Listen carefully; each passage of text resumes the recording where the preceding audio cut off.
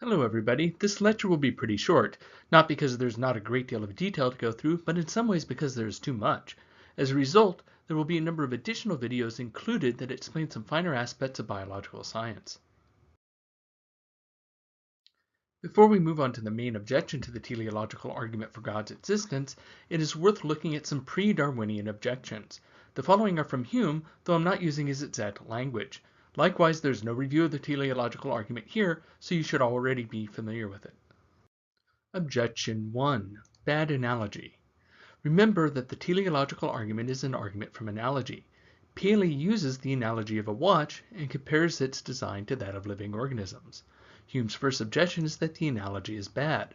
Living things do not strongly resemble human creations like pocket watches. This isn't about superficial resemblance, but rather that they seem to form differently and grow and change according to rules of nature. Remember, in an argument from analogy, if the analogy is bad, the argument is bad. Paley seems to have anticipated this objection in part because he, if you recall, discussed how the unusual aspects of biology, such as the ability for a thing to reproduce itself, should make us admire design more. But Hume's point is a little different. His point is a claim that the analogy itself is bad because the kinds of things are too different. They do not seem to operate by the same principles. We can't imagine a watch that can make another watch without it being very carefully constructed, but organic items seem to work differently, having the ability to grow and change in a way that isn't rigid. Next, Hume argued that there were other possible explanations for apparent design, such as chance or the saturation of possibilities. Hume was pre-Darwinian, remember, so he did not have this to call upon as an explanation. Saturation of possibilities is not a very satisfying answer, but we should remember here about what we said earlier about the burden of proof. Mere ignorance of how a thing came to be doesn't mean that we should assume that any hypothetical explanation that is given is correct. This would be an argument from ignorance. So we will be talking about other explanations later and see that evolution is not about chance. The next argument that Hume provides is similar to the counter-argument we saw against the cosmological argument. In that case, showing that there was something like a first cause or first mover doesn't show that that first cause or first mover is God. It can be anything from a special kind of natural event to a non-conscious supernatural event.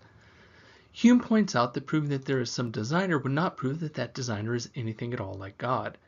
It should be noted, however, that the teleological argument has one advantage over the cosmological argument in this respect. The cosmological argument gave us no reason to suppose that the first cause or mover and so forth was conscious or intelligent. But if design is necessary, then we do have a reason to suppose intelligence and consciousness. Though we need not suppose all of the other properties of God, such as being singular, good, all-powerful, all-knowing, concerned with human affairs, or even still existing. So Hume's claim is that even if we assume that the argument works, this does not prove that the designer is anything at all like God. Hume thought that this was especially true because of the next objection, which was that finally, Hume argues that organisms in the natural order have many flaws. It is clear now that human backs and knees are terrible. We have blind spots in our eyes and unnecessary organs such as the appendix. Humans would be statistically better off without the appendix or wisdom teeth, for example. This sort of thing is true for many animals. In addition, natural conditions such as weather do not seem well suited for life. We will talk about what Hume had to say about this when we talk about the argument from evil in a later module. Some examples of such natural flaws are hurricanes, floods, droughts, and so forth. Remember, God is supposed to be perfect. It is difficult to conclude a perfect, all-powerful designer from a design with many flaws. If one, for example, saw a painting of stick figures sloppily drawn, one could not reasonably take that, for example, as evidence of a talented artist capable of rendering photorealistic images with his canvas and brushes. Such a painter could clearly make stick figures too, but the point is that the stick figures are not evidence of the talents of the hypothesized painter. Paley seemed to be aware of this as a potential weakness and tried to head it off, but Hume's point here isn't that easily dismissed. Paley wants us to infer a perfect creator from imperfect design. Now let us move on from Hume. If you recall, Paley considered one interesting counter-argument to his claim. This was the idea that there was some principle of order that could explain the object in question. When considering this with watches, Paley said that a person would have no idea what they mean by such a principle of an order. They would just be basically claiming ad hoc that there is a law of nature which creates watches from non-watches. In other words, that the objector would not even know what it was he or she meant when saying that such an object came about by a principle of order or laws of nature. Of course, remember that watches here are an analogy for living organisms. Now, we know that there are no natural principles that just create watches, but we now also know of a principle of order, evolution by natural selection, which seems to be able to explain the design of living things very well. We understand this principle well enough to use it to improve our own designs, create medicines, use it to create artificial intelligence algorithms and self-learning software, not to mention to explain countless biological adaptations. With a natural explanation of apparent design, and one which has been thoroughly investigated and tested, Paley's argument using living organisms as evidence for design has a real problem. Evolution, therefore, provides a major objection against the teleological argument. I will now briefly discuss some misconceptions about evolution. This is necessary because there is something of an industry within particular segments of popular culture selling attacks against evolution. It is therefore very easily misunderstood. Its effect on the teleological argument is a prime motivation for these attacks. I will be providing additional links which explain the basics of evolution, and you should become familiar with them. Some people think that evolution is just about pure chance, and liken the creation of an organism to a tornado blowing through a junkyard and resulting in the formation of a 747. This is a bad analogy, however, because it leaves out Darwin's primary explanatory factor, which is the exact opposite of simple random assemblage, that being natural selection. Again, I will not be explaining natural selection here since there are really good clips that exist about this already, so there's no point in reinventing the wheel. Another common claim is that there is disagreement about evolution, the claim that it is a contested theory. I will point out that there is no real scientific debate about the truth of evolution. There's popular debate in the US, although most of our peer countries have little debate even among the general population. But in the US, there's a significant percentage of the population that disbelieves in evolution. This, however, is not an indication that there's disagreement among the experts. Sometimes people hear that support for evolution among scientists is at about 97 or 98%. This is an overwhelming level of support for most theories, but this is actually an underestimation of support among experts. That level of support is when groups of scientists are polled, but those polls were not limited to experts in the field, often including people without advanced degrees, and not limited to researchers or publishing scientists, or even limited to biologists. These polls included mathematicians and scientists in unrelated fields. This would be like asking mathematicians what they think about the future of heart transplants or artificial intelligence.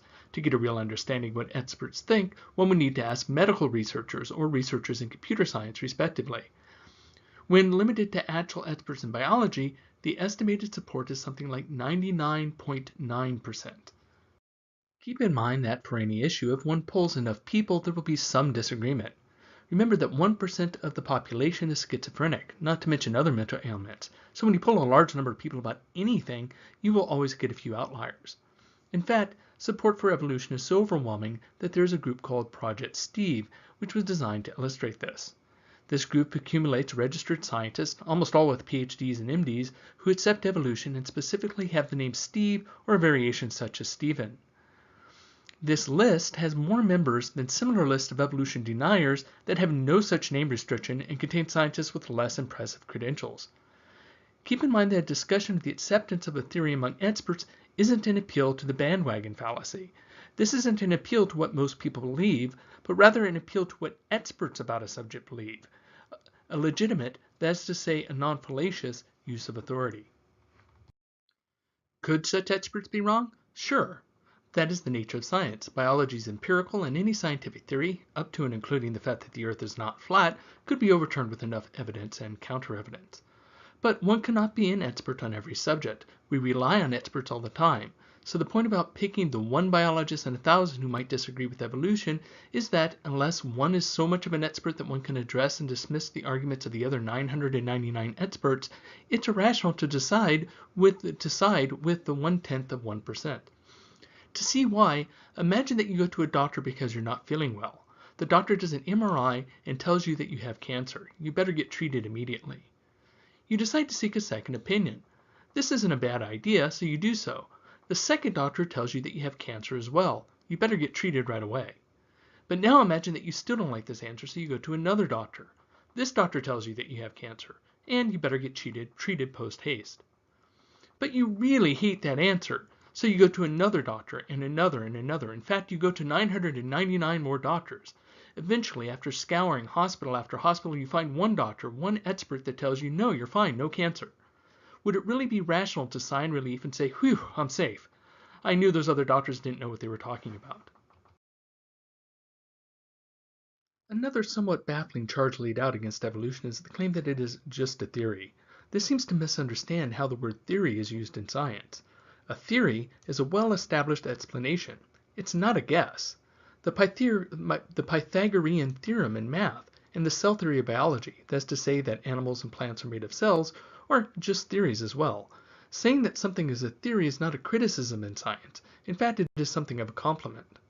Another misconception about evolution is that it says that we evolved from monkeys.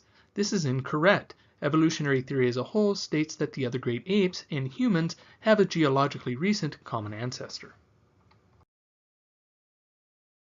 Some people claim that we have never observed evolution take place. This is untrue, however. We have seen evolution take place in nature and in the laboratory. It, of course, would take a great deal of time to go from one organism to one that is radically different, but we have observed evolution on the timescales expected, including speciation. You will likely see some examples of this in other videos within this module. Another common claim is that there is a difference between micro and macro evolution. There is no difference except time. Micro and macro evolution is not a distinction biologists make. One possible way of interpreting the claim that only microevolution is possible would be if somebody is asserting that genes can only rearrange themselves proportionately in a population, but deny that new and beneficial mutations are possible. If that were the case, then only small changes would be possible in a population. But we know that this is not the case because we observe beneficial mutations arise in populations. We have seen this in natural populations and in the lab. Arguing that one believes in microevolution but not macroevolution would be like saying that one believes in microerosion but not macroerosion. That's to say that running water can cause small pits, but that it is impossible for it to eventually erode away a canyon. The difference between the two is just time. Finally, there is the claim that there is such a thing as irreducible complexity, especially at the molecular level. This was an argument popularized by Michael Behe, who claimed that this was being ignored by evolutionary biologists. But Behe himself was ignoring dozens of professional journals which focus on molecular evolution. One of his major claims was that we have no understanding about the evolution of the flagella, but there are good models of how the flagella evolved. Other claims about irreducible complexity tend to suffer the same fate. I do want to be careful here of people's feelings. Nobody is telling you what you have to believe, and you are never graded on what you believe in this course. But part of philosophy is analyzing the strength of arguments, and since evolution is a prominent argument against the teleological argument, it is important to explain why many of the common misunderstandings and misconceptions about evolution are just that. I would not be doing my job if I pretended that scientific debate exists in the scientific community where none exists, or that major objections to evolution have not long since been rebutted. Additionally, we should mention the fine-tuning argument. Because of the strength of evolution as rebuttal, sometimes a fine-tuning version of the argument is presented. This argument claims that the universe itself was fine-tuned for life. It usually argues from claims about the unlikeliness of physical laws being suited for life, or about all the things that have to go right for life to take hold. Some problems with this are, and we will just mention them and not go into detail, so much of the universe is hostile. Claims about the unlikeliness or margin of error for the settings of physical laws of the universe are guessed at without knowing what affects these variables.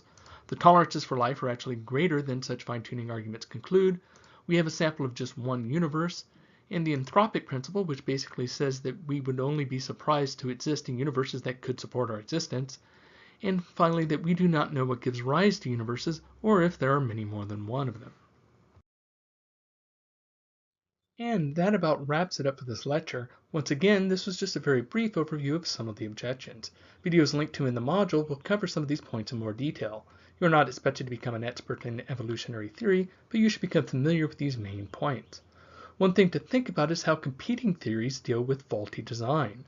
Evolution seems to very easily deal with this, for example, in that it can explain why we have back and knee problems and why our jaws are too small for our wisdom teeth.